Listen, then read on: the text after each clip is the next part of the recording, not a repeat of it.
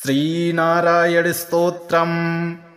नारायणाय शुद्धाय शाश्वताय ध्रुवाय च भूतभव्यभवेशाय शिवाय शिवमूर्तये शिवयोनेः शिवाद्यायी शिवपूज्यतमाय च घोररूपाय महते युगान्तकरणाय च विश्वाय विश्वदेवाय विश्वेशाय महात्मने सहस्रोदरपादाय सहस्रनयनाय च सहस्रबाहवे चैव सहस्रवदनाय च शुचिस्रवाय महते ऋतुसंवत्सराय च ऋग्यजुःसामवक्त्राय अथर्वशिरसे नमः।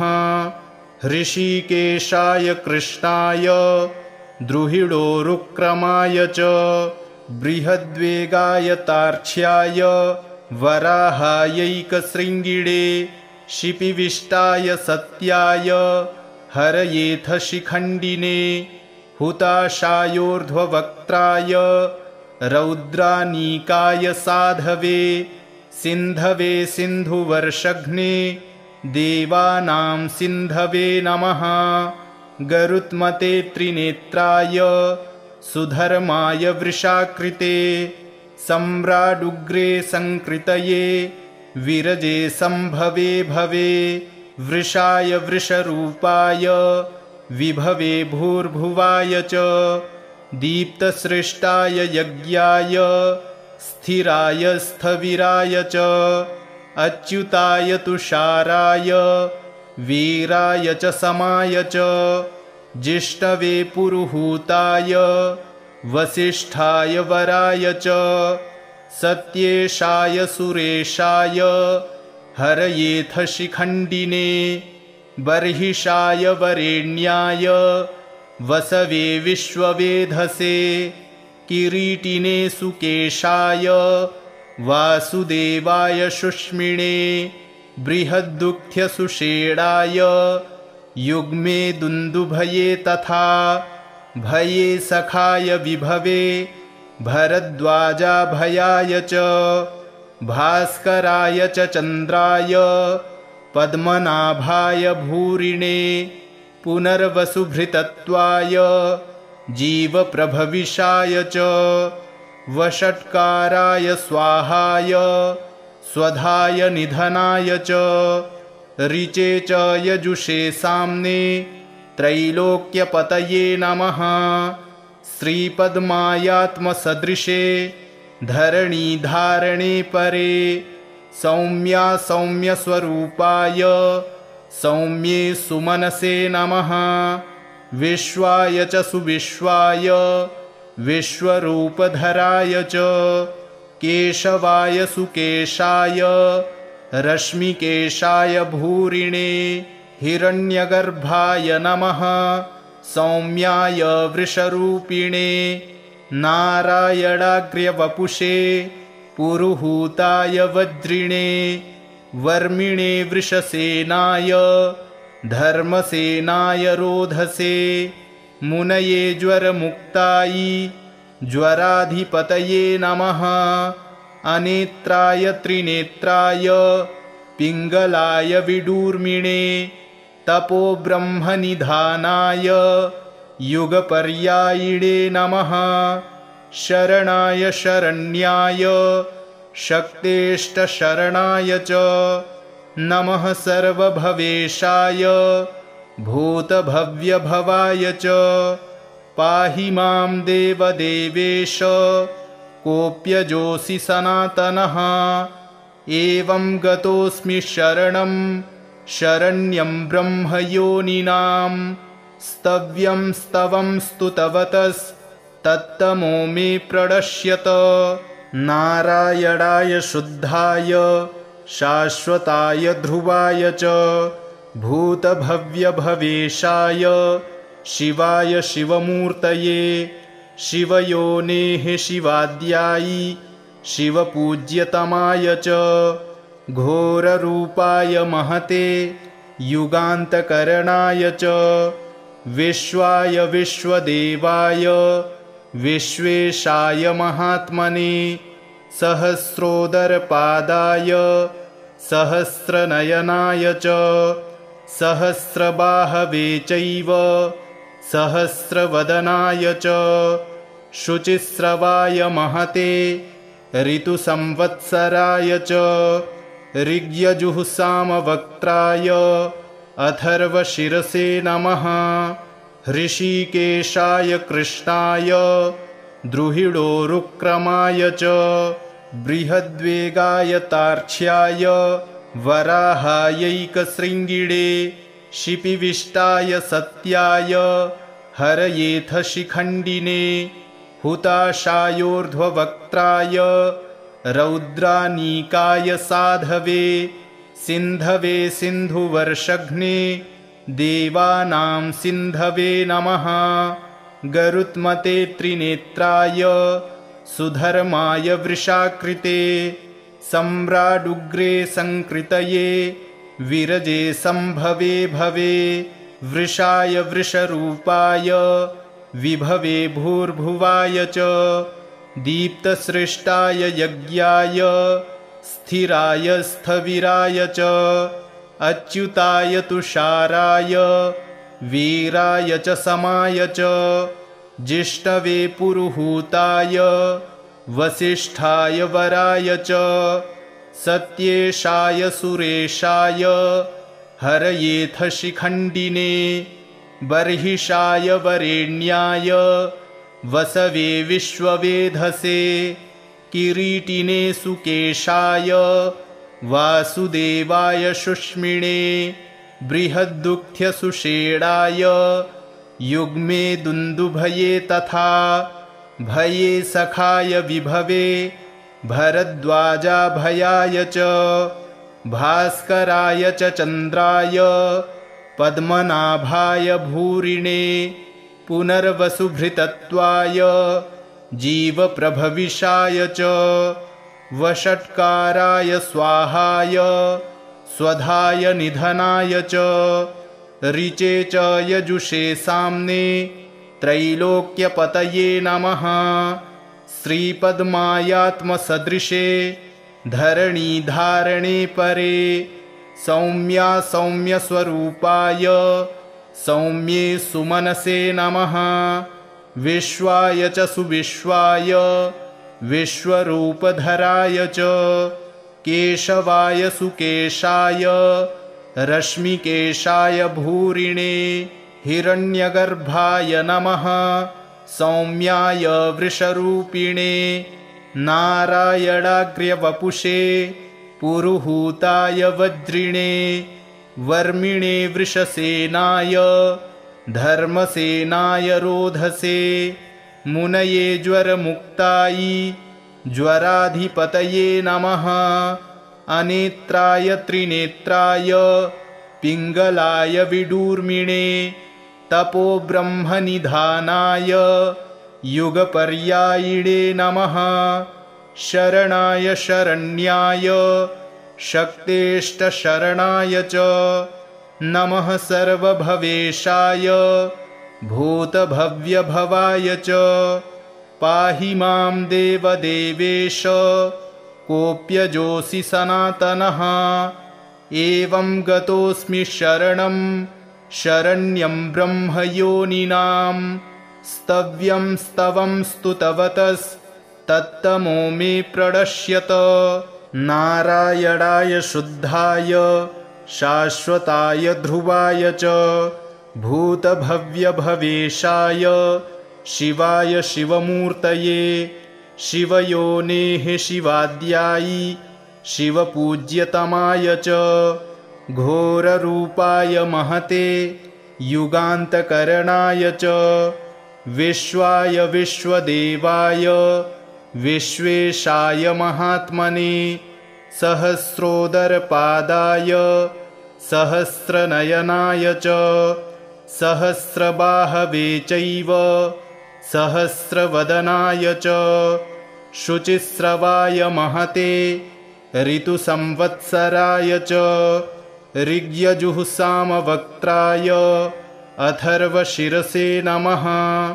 ऋषिकेशाय कृष्णाय द्रुहिडोरुक्रमाय च बृहद्वेगाय तार्क्ष्याय वराहायैकशृङ्गिणे शिपिविष्टाय सत्याय हरयेथ शिखण्डिने हुताशायोर्ध्ववक्त्राय रौद्रानीकाय साधवे सिन्धवे सिन्धुवर्षघ्ने देवानां सिन्धवे नमः।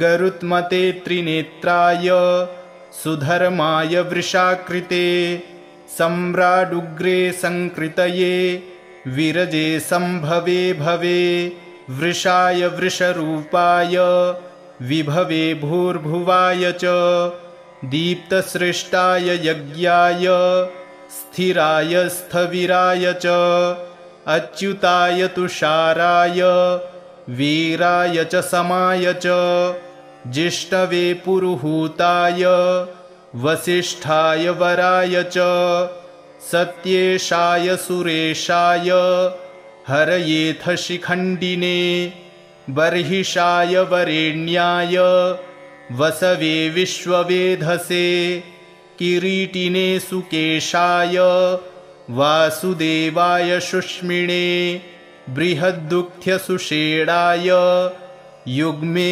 दुन्दुभये तथा भये सखाय विभवे भरद्वाजाभयाय च भास्कराय च चन्द्राय पद्मनाभाय भूरिणे पुनर्वसुभृतत्वाय जीवप्रभविषाय च वषट्काराय स्वाहाय स्वधाय निधनाय च ऋचे च यजुषे साम्ने त्रैलोक्यपतये नमः। श्रीपद्मायात्मसदृशे धरणीधारणे परे सौम्या सौम्यस्वरूपाय सौम्ये सुमनसे नमः। विश्वाय च सुविश्वाय विश्वरूपधराय च केशवाय सुकेशाय रश्मिकेशाय भूरिणे हिरण्यगर्भाय नमः। सौम्याय वृषरूपिणे नारायणाग्र्यवपुषे पुरुहूताय वज्रिणे वर्मिणे वृषसेनाय धर्मसेनाय रोधसे मुनये ज्वरमुक्तायै ज्वराधिपतये नमः। अनेत्राय त्रिनेत्राय पिङ्गलाय विडूर्मिणे तपोब्रह्मनिधानाय युगपर्यायिणे नमः।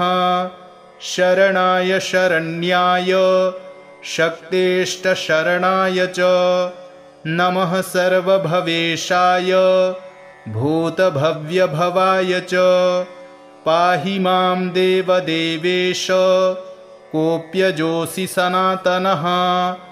एवं गतोऽस्मि शरणं शरण्यं ब्रह्मयोनिनां स्तव्यं स्तवं स्तुतवतस्तत्तमो मे प्रणश्यत। नारायणाय शुद्धाय शाश्वताय ध्रुवाय च भूतभव्यभवेशाय शिवाय शिवमूर्तये शिवयोनेः शिवाद्यायि शिवपूज्यतमाय च घोररूपाय महते युगान्तकरणाय च विश्वाय विश्वदेवाय विश्वेशाय महात्मने सहस्रोदरपादाय सहस्रनयनाय च सहस्रबाहवे चैव सहस्रवदनाय च शुचिस्रवाय महते ऋतुसंवत्सराय च ऋग्यजुःसामवक्त्राय अथर्वशिरसे नमः। ऋषिकेशाय कृष्णाय द्रुहिडोरुक्रमाय च बृहद्वेगाय तार्क्ष्याय वराहायैकशृङ्गिणे शिपिविष्टाय सत्याय हरयेथ शिखण्डिने हुताशायोर्ध्ववक्त्राय रौद्रानीकाय साधवे सिन्धवे सिन्धुवर्षघ्ने देवानां सिन्धवे नमः। गरुत्मते त्रिनेत्राय सुधर्माय वृषाकृते सम्राडुग्रे संकृतये विरजे संभवे भवे। वृषाय वृषरूपाय विभवे भूर्भुवाय च दीप्तसृष्टाय यज्ञाय स्थिराय स्थविराय च अच्युताय तुषाराय वीराय च समाय च जिष्णवे पुरुहूताय वसिष्ठाय वराय च सत्येशाय सुरेशाय हरयेथ शिखण्डिने बर्हिषाय वरेण्याय वसवे विश्ववेधसे किरीटिने सुकेशाय वासुदेवाय शुष्मिणे बृहद्दुःख्यसुषेणाय युग्मे दुन्दुभये तथा भये सखाय विभवे भरद्वाजाभयाय च भास्कराय च चन्द्राय पद्मनाभाय भूरिणे पुनर्वसुभृतत्वाय जीवप्रभविषाय च वषट्काराय स्वाहाय स्वधाय निधनाय च ऋचे च यजुषे साम्ने त्रैलोक्यपतये नमः। श्रीपद्मायात्मसदृशे धरणीधारणे परे सौम्या सौम्यस्वरूपाय सौम्ये सुमनसे नमः। विश्वाय च सुविश्वाय विश्वरूपधराय च केशवाय सुकेशाय रश्मिकेशाय भूरिणे हिरण्यगर्भाय नमः। सौम्याय वृषरूपिणे नारायणाग्र्यवपुषे पुरुहूताय वज्रिणे वर्मिणे वृषसेनाय धर्मसेनाय रोधसे मुनये ज्वरमुक्ताय ज्वराधिपतये नमः। अनेत्राय त्रिनेत्राय पिङ्गलाय विडूर्मिणे तपोब्रह्मनिधानाय युगपर्यायिणे नमः। शरणाय शरण्याय शक्तेष्टशरणाय च नमः। सर्वभवेशाय भूतभव्यभवाय च पाहि मां देवदेवेश कोऽप्यजोऽसि सनातनः।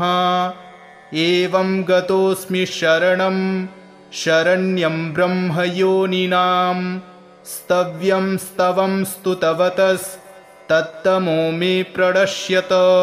नारायणाय शुद्धाय शाश्वताय ध्रुवाय च भूतभव्यभवेशाय शिवाय शिवमूर्तये शिवयोनेः शिवाद्यायि शिवपूज्यतमाय च घोररूपाय महते युगान्तकरणाय च विश्वाय विश्वदेवाय विश्वेशाय महात्मने सहस्रोदरपादाय सहस्रनयनाय च सहस्रबाहवे चैव सहस्रवदनाय च शुचिस्रवाय महते ऋतुसंवत्सराय च ऋग्यजुःसामवक्त्राय अथर्वशिरसे नमः। हृषीकेशाय कृष्णाय द्रुहिडोरुक्रमाय च बृहद्वेगाय तार्क्ष्याय वराहायैकशृङ्गिणे शिपिविष्टाय सत्याय हरयेथ शिखण्डिने हुताशायोर्ध्ववक्त्राय रौद्रानीकाय साधवे सिन्धवे सिन्धुवर्षघ्ने देवानां सिन्धवे नमः। गरुत्मते त्रिनेत्राय सुधर्माय वृषाकृते सम्राडुग्रे संकृतये विरजे संभवे भवे। वृषाय वृषरूपाय विभवे भूर्भुवाय च दीप्तसृष्टाय यज्ञाय स्थिराय स्थविराय च अच्युताय तुषाराय वीराय च समाय च जिष्णवे पुरुहूताय वसिष्ठाय वराय च सत्येशाय सुरेशाय हरयेथ शिखण्डिने बर्हिषाय वरेण्याय वसवे विश्ववेधसे किरीटिने सुकेशाय वासुदेवाय शुष्मिणे बृहद्दुःख्यसुषेणाय युग्मे दुन्दुभये तथा भये सखाय विभवे भरद्वाजाभयाय च भास्कराय च चन्द्राय पद्मनाभाय भूरिणे पुनर्वसुभृतत्वाय जीवप्रभविषाय च वषट्काराय स्वाहाय स्वधाय निधनाय च ऋचे च यजुषे साम्ने त्रैलोक्यपतये नमः श्रीपद्मायात्मसदृशे धरणीधारणे परे सौम्या सौम्यस्वरूपाय सौम्ये सुमनसे नमः विश्वाय च सुविश्वाय विश्वरूपधराय च केशवाय सुकेशाय रश्मिकेशाय भूरिणे हिरण्यगर्भाय नमः सौम्याय वृषरूपिणे नारायणाग्र्यवपुषे पुरुहूताय वज्रिणे वर्मिणे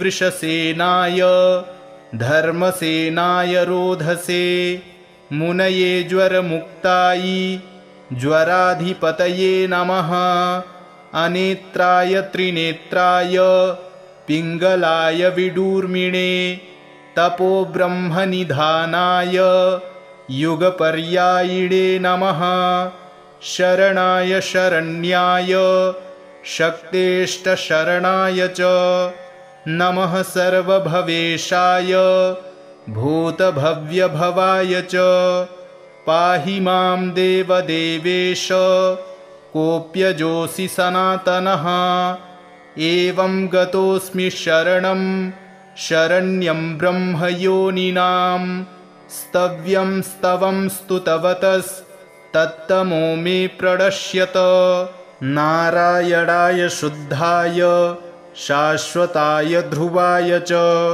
भूतभव्यभवेशाय शिवाय शिवमूर्तये शिवयोनेः शिवाद्यायि शिवपूज्यतमाय च घोररूपाय महते युगान्तकरणाय च विश्वाय विश्वदेवाय विश्वेशाय महात्मने सहस्रोदरपादाय सहस्रनयनाय च सहस्रबाहवे चैव सहस्रवदनाय च शुचिस्रवाय महते ऋतुसंवत्सराय च ऋग्यजुःसामवक्त्राय अथर्वशिरसे नमः हृषीकेशाय कृष्णाय द्रुहिडोरुक्रमाय च बृहद्वेगाय तार्क्ष्याय वराहायैकशृङ्गिणे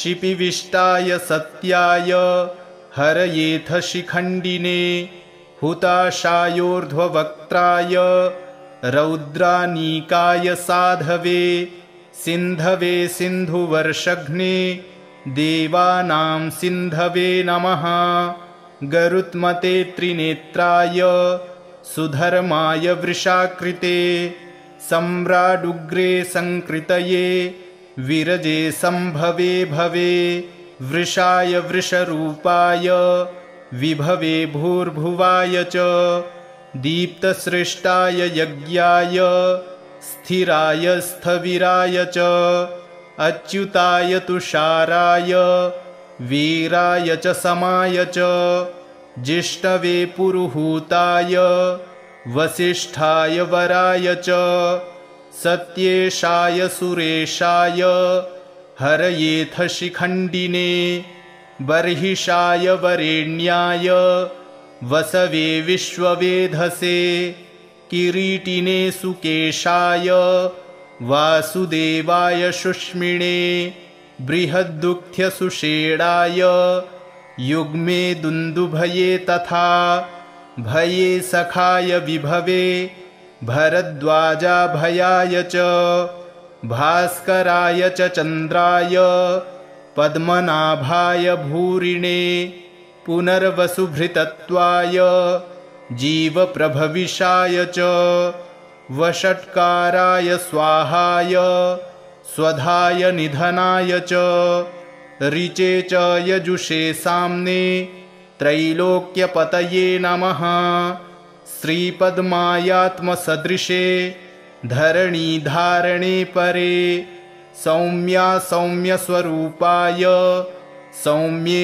सुमनसे नमः विश्वाय च सुविश्वाय विश्वरूपधराय च केशवाय सुकेशाय रश्मिकेशाय भूरिणे हिरण्यगर्भाय नमः सौम्याय वृषरूपिणे नारायणाग्र्यवपुषे पुरुहूताय वज्रिणे वर्मिणे वृषसेनाय धर्मसेनाय रोधसे मुनये ज्वरमुक्ताय ज्वराधिपतये नमः अनेत्राय त्रिनेत्राय पिङ्गलाय विडूर्मिणे तपोब्रह्मनिधानाय युगपर्यायिणे नमः शरणाय शरण्याय शक्तेष्टशरणाय च नमः सर्वभवेशाय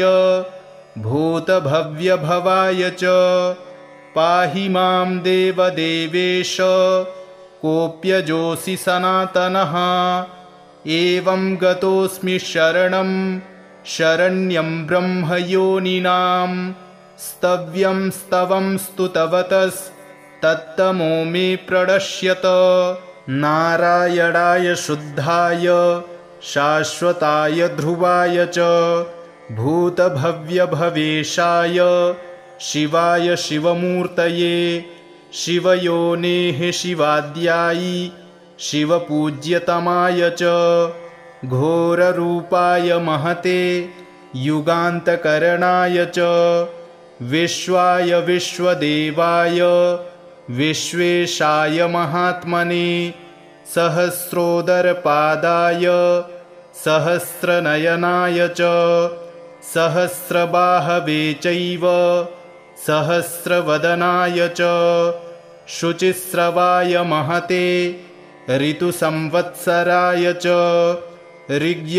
ऋग्यजुःसामवक्त्राय अथर्वशिरसे नमः हृषीकेशाय कृष्णाय द्रुहिणोरुक्रमाय च बृहद्वेगाय तार्क्ष्याय वराहायैकशृङ्गिणे शिपिविष्टाय सत्याय हरयेथ शिखण्डिने हुताशायोर्ध्ववक्त्राय रौद्रानीकाय साधवे सिन्धवे सिन्धुवर्षघ्ने देवानां सिन्धवे नमः गरुत्मते त्रिनेत्राय सुधर्माय वृषाकृते सम्राडुग्रे संकृतये विरजे संभवे भवे वृषाय वृषरूपाय विभवे भूर्भुवाय च दीप्तसृष्टाय यज्ञाय स्थिराय स्थविराय च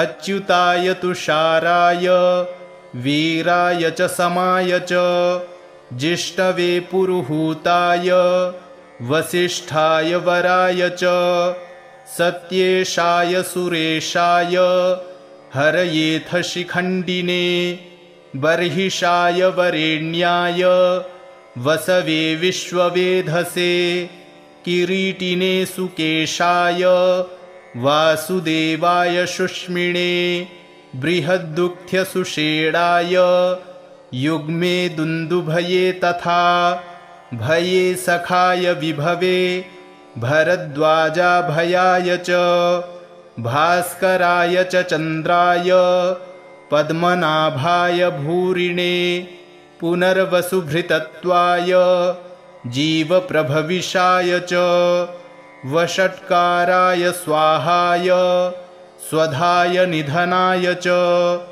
ऋचे च यजुषे साम्ने त्रैलोक्यपतये नमः। श्रीपद्मायात्मसदृशे धरणीधारणे परे सौम्या सौम्यस्वरूपाय सौम्ये सुमनसे नमः। विश्वाय च सुविश्वाय विश्वरूपधराय च केशवाय सुकेशाय रश्मिकेशाय भूरिणे हिरण्यगर्भाय नमः। सौम्याय वृषरूपिणे नारायणाग्र्यवपुषे पुरुहूताय वज्रिणे वर्मिणे वृषसेनाय धर्मसेनाय रोधसे मुनये ज्वरमुक्तायै ज्वराधिपतये नमः। अनेत्राय त्रिनेत्राय पिङ्गलाय विडूर्मिणे तपोब्रह्मनिधानाय युगपर्यायिणे नमः। शरणाय शरण्याय शक्तेष्टशरणाय च नमः। सर्वभवेशाय भूतभव्यभवाय च पाहि मां देवदेवेश कोऽप्यजोऽसि सनातनः। एवं गतोऽस्मि शरणं शरण्यं ब्रह्मयोनिनां स्तव्यं स्तवं स्तुतवतस्तत्तमो मे प्रणश्यत। नारायणाय शुद्धाय शाश्वताय ध्रुवाय च भूतभव्यभवेशाय शिवाय शिवमूर्तये शिवयोनेः शिवाद्यायि शिवपूज्यतमाय च घोररूपाय महते युगान्तकरणाय च विश्वाय विश्वदेवाय विश्वेशाय महात्मने सहस्रोदरपादाय सहस्रनयनाय च सहस्रबाहवे चैव सहस्रवदनाय च शुचिस्रवाय महते ऋतुसंवत्सराय च ऋग्यजुःसामवक्त्राय अथर्वशिरसे नमः। हृषीकेशाय कृष्णाय द्रुहिडोरुक्रमाय च बृहद्वेगाय तार्क्ष्याय वराहायैकशृङ्गिणे शिपिविष्टाय सत्याय हरयेथ शिखण्डिने हुताशायोर्ध्ववक्त्राय रौद्रानीकाय साधवे सिन्धवे सिन्धुवर्षघ्ने देवानां सिन्धवे नमः। गरुत्मते त्रिनेत्राय सुधर्माय वृषाकृते सम्राडुग्रे संकृतये विरजे संभवे भवे वृषाय वृषरूपाय विभवे भूर्भुवाय च दीप्तसृष्टाय यज्ञाय स्थिराय स्थविराय च अच्युताय तुषाराय वीराय च समाय च जिष्णवे पुरुहूताय वसिष्ठाय वराय च सत्येशाय सुरेशाय हरयेथ शिखण्डिने बर्हिषाय वरेण्याय वसवे विश्ववेधसे किरीटिने सुकेशाय वासुदेवाय शुष्मिणे बृहद्दुःख्यसुषेणाय युग्मे दुन्दुभये तथा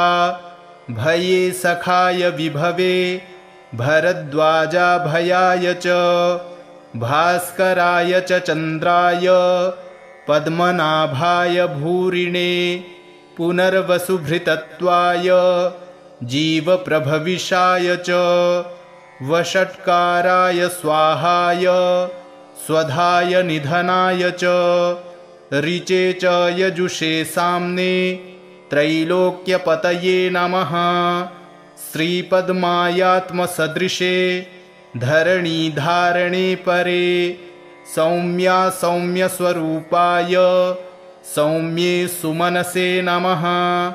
विश्वाय च सुविश्वाय विश्वरूपधराय च केशवाय सुकेशाय रश्मिकेशाय भूरिणे हिरण्यगर्भाय नमः सौम्याय वृषरूपिणे नारायणाग्र्यवपुषे पुरुहूताय वज्रिणे वर्मिणे वृषसेनाय धर्मसेनाय रोधसे मुनये ज्वरमुक्तायै ज्वराधिपतये नमः अनेत्राय त्रिनेत्राय पिङ्गलाय विडूर्मिणे तपोब्रह्मनिधानाय युगपर्यायिणे नमः शरणाय शरण्याय शक्तेष्टशरणाय च नमः सर्वभवेशाय भूतभव्यभवाय च पाहि मां देवदेवेश कोऽप्यजोऽसि सनातनः एवं गतोऽस्मि शरणं शरण्यं ब्रह्मयोनिनां स्तव्यं स्तवं स्तुतवतस्तत्तमो मे प्रणश्यत इति श्रीमन्महाभारते अनुशासनपर्वणि नारायणस्तोत्रं सम्पूर्णम्।